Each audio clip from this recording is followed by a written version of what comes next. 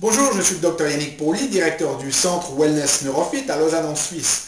Et si vous vous le souvenez, dans notre dernière vidéo, nous avons exploré ou commencé d'explorer les 12 principes du mieux vivre. Et lors de cette première vidéo, j'ai partagé avec vous l'importance du mouvement, de l'alimentation, de la récupération, de la détoxification, de la physiologie de croissance et de se mettre ou de prendre des moments où l'on reste en silence, que ce soit 5-10 minutes tous les jours pour simplement être dans le moment présent. Si vous voulez en savoir plus et que vous n'avez pas vu cette vidéo, allez sur notre blog et vous pourrez avoir accès facilement à cette vidéo. Donc aujourd'hui, nous allons continuer notre exploration des 6 derniers principes qui nous restent. Et une fois de plus, ce que je vous conseille, ce n'est pas de vous sentir complètement submergé par la quantité de ces conseils, mais simplement de choisir un principe et de l'appliquer dans votre vie pour les 30 prochains jours.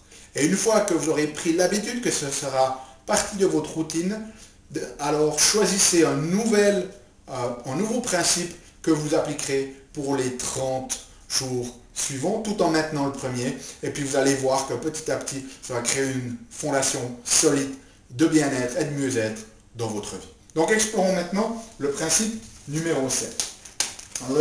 Principe numéro 7, je l'appelle PMM. Et PMM veut dire petit moment magique. Pour avoir une meilleure qualité de vie, on n'a pas besoin d'avoir des changements radicaux dans notre vie. Tout ce qu'il nous suffit de faire, c'est de nous organiser de manière consciente des petits moments magiques. Alors ce sont quoi des petits moments magiques? Eh bien c'est des choses qui vous font vraiment plaisir, des choses que vous aimez faire. Alors ça peut être fait seul ou ça peut être fait en groupe, mais c'est important de se créer régulièrement dans votre semaine des petits moments magiques. Alors un petit moment magique, ça peut être aussi simple que prendre un moment pour lire un bon livre qui vous inspire. Ça peut être aller un moment à la pêche, ça peut être aller avec un de vos amis ou de vos amis marcher dans la forêt si vous aimez ça. Ça peut être organiser un repas en famille. Ça n'a pas vraiment d'importance. Qu'est-ce que vous faites? Mais il faut que ça soit quelque chose que vous adorez faire, quelque chose qui vous comble. Donc n'hésitez pas, ça n'a pas besoin d'être grandiose, ça n'a pas besoin de coûter cher, vous n'avez pas besoin de le faire tous les jours, mais régulièrement dans votre semaine, organisez-vous ces petits moments magiques. C'est vraiment fondamental. 8e principe, c'est le principe du volontariat. De nombreuses études montrent que les personnes qui font du volontariat ont en général une meilleure qualité de vie que les personnes qui n'en font pas. Et le principe derrière le volontariat, c'est simplement de se dire que ce n'est pas ce que l'on fait dans la vie, ce n'est pas seulement à propos de soi ou pour se combler soi-même, mais aussi pour combler les autres.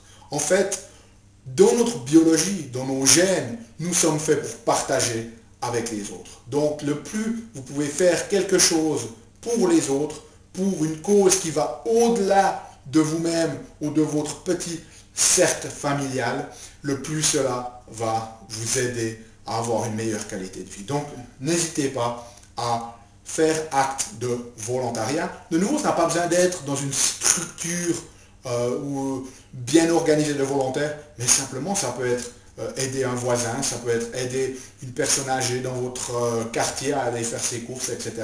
Mais c'est important de pouvoir faire quelque chose, pas juste pour soi, mais également pour les autres. 9e principe, c'est le principe de la passion. Alors, nous avons tous certaines choses que nous aimons faire. Donc, le principe de la passion, c'est important que vous vous donniez la possibilité de suivre votre passion. Nous avons tous quelque chose que nous adorons faire, que personne n'a besoin de nous motiver de l'extérieur pour le faire. Nous sommes inspirés à le faire et il faut pouvoir suivre cette passion. Donc, donnez-vous la possibilité de vous créer une structure de vie, un environnement qui vous permette d'aller suivre vos passions indépendamment de ce que ces passions peuvent être. Mais donnez-vous la permission de faire ce que vous adorez faire. Principe numéro 10, spiritualité.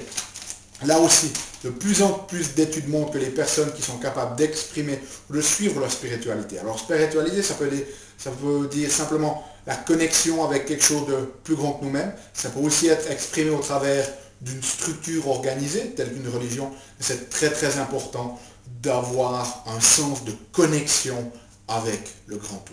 Donc donnez-vous aussi la possibilité, créez-vous des plages pour pouvoir vivre votre spiritualité ou votre religiosité. Principe numéro 11, un but. Très très important d'avoir un but dans la vie. Finalement on dit à ceux qui n'ont pas de but meurent plus jeunes. Si vous n'avez aucune raison de vous lever le matin, vous avez toutes les raisons de rester au lit. Si vous n'avez pas une raison de vivre, vous avez toutes les raisons de mourir. Alors ça ne veut pas dire que si vous n'avez pas de but, vous allez tomber mort comme ça, mais c'est une mort lente. Hein? Quelque part, vous serez toujours sur vos pieds, mais quelque chose en vous va mourir. Donc, on est tous là sur Terre. Pour moi, c'est une certitude, vous ne pourrez pas m'enlever ça. Nous sommes tous ici sur Terre pour accomplir un certain but, d'avoir été choisis pour ça. Ce n'est pas nécessairement toujours évident de trouver ce que c'est. C'est important d'avoir un but dans la vie et d'aller de l'avant à la poursuite de ce but ou de cet objectif. Et si ce but, au travers de ce but, nous aidons à servir les autres, c'est encore mieux. Donc n'hésitez pas, s'il le faut, prendre le temps et vous entourer de personnes qui peuvent vous aider à découvrir quel est le but de votre vie et vous donner la permission d'aller à la poursuite de ce but. Et puis dernier principe que je vais partager avec vous, c'est le principe de gratitude. La gratitude, c'est très certainement l'état physiologique qui va améliorer votre capacité de mieux-être et de guérison au-delà de toute autre physiologie. Nous avons parlé de la physiologie de stress, qui a tendance à oxyder, si vous voulez, votre corps, la physiologie de croissance qui va lui permettre de guérir, mais l'état de gratitude, c'est un état encore au-delà de ça, de ces deux états-là, qui est vraiment un état qui permet à votre corps de se sentir bien et de se sentir en bonne santé, de se sentir mieux. Gratitude pour ce que nous avons. La gratitude, c'est un état puissant parce que c'est finalement la reconnaissance de la perfection de cet univers qui nous entoure. N'hésitez pas, si besoin, de prendre un moment tous les jours, 5 minutes le matin, 5 minutes le soir, pour remercier la vie. Remerciez la vie pour ce qui vous arrive. Et s'il vous arrive des choses que vous avez l'impression qui sont plutôt négatives pour vous, allez creuser et voir en quoi ça vous sert. Dès le moment où vous avez un challenge ou un défi dans votre vie, demandez-vous comment cela me sert-il, comment cela peut-il me servir, pour que vous puissiez voir la perfection de ce qui vous arrive et puis simplement entrer dans un état de gratitude et de dire merci pour toutes les expériences de vie que vous avez et pour les personnes qui vous entourent. Donc voilà, comme je vous l'ai dit, 12 principes que vous pourrez méditer.